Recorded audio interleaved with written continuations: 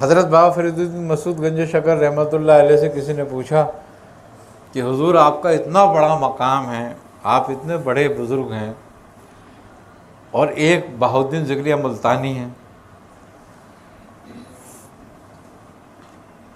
تو وہ بھی بزرگ ہیں، مگر ان کے تو گھر میں صرف کام کرنے والے نوکر چاکر جو ہیں وہ 300 کے قریب ہیں، آپ بادشاہوں جیسی زندگی گزارتے تھے حضرت بہاؤالدین ذکریہ ملتانی۔ تو آپ نے فرمایا کہ اپنی قوت کی بات ہے۔ انہوں نے کہا کیا؟ انہوں نے کہا ان کی قوت مجھ سے زیادہ ہے، برداشت۔ انہوں نے کہا یہ کیا بات ہوئی، کیا آپ کو کچھ نہیں ملا؟ آپ نے فرمایا ملا، مگر ہم نے بانٹ دیا۔